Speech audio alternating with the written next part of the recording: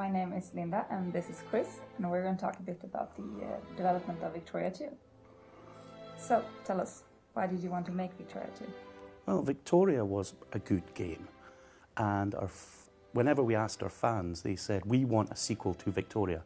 So we felt we could make Victoria 2 a great game that our fans wanted. Victoria itself was a good game, but I felt it had unfilled potential. You know, there was a lot of cool things inside the game that if we built upon, we could make a great game. So our goal is evolution as opposed to like a revolutionary new game.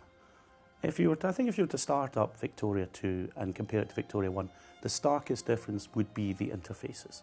We've done a lot of work in them to make sure the information is clearer, easier to access, so you can spend more time playing and less time fighting with the interfaces. I mean, Victoria is pops. It's what makes Victoria Victoria as opposed to another Paradox title. So obviously with Victoria 2 we had to keep the pops in the game, but we've changed how they work.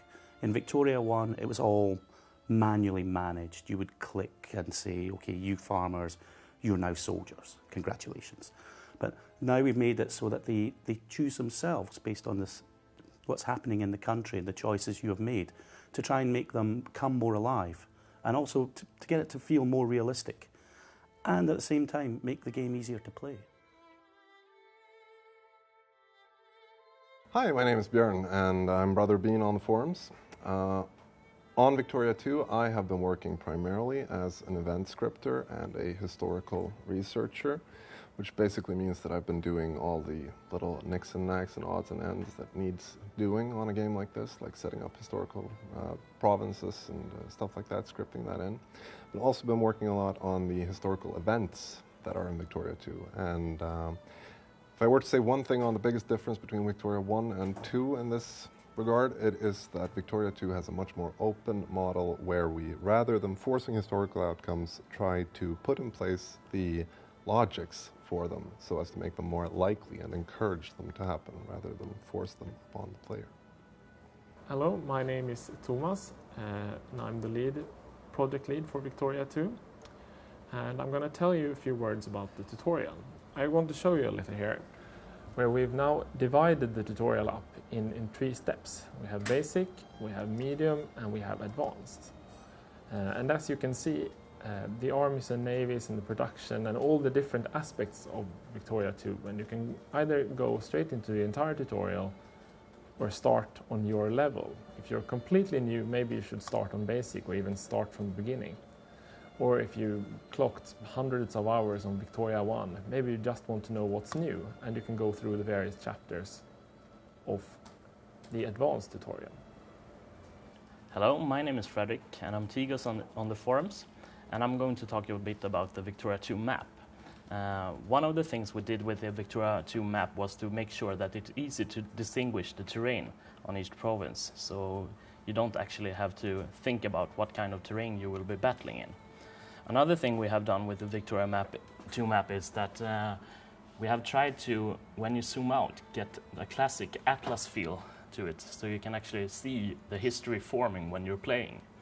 And a nice feature is that we have added these country names to the map, and that was a cool feature in a way that we actually could port that back into our older games, so they could benefit as well. Hi, I'm Don. I'm one of the programmers for Victoria 2. I'm going to talk a bit about our new war goal system. In our old games like Europa Universal is Free and others, you pretty much declared war on someone, and then at the end of the war you decided what you wanted out of it, like claim a couple of provinces, things like that, depending on how well the war went for you. We changed this a bit now, so when you declare war on someone, you decide what goals you want out of this war, like claim cores or take a colony or force someone out of a sphere.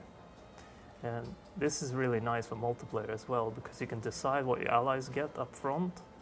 So you can decide who gets what state after the war and things like that. Adds a whole new dynamic to the thing. Hello, my name is JONAS JONAS on the forums, and I'm the 2D artist here at Paradox Interactive. And we can see here, currently I'm working on the end screen for Victoria 2. where you can see the great powers of the world, and here we can also see the secondary ranked powers, and some information here about your own country as well. And my main job is to make the interface look good, and I also do like textures for the map as well. Hello, my name is FREDRIK. I'm area on the forum and I'm a CG artist on Victoria 2. So I'm going to show you some of the uniforms we have. Here you can see the British red uniform, classic one, but we've chosen to do double appearances for all of them, so we also have the khaki appearance they have later in the war. Okay, that's it for now. But as always, you can continue to follow the development on the forum. Bye now.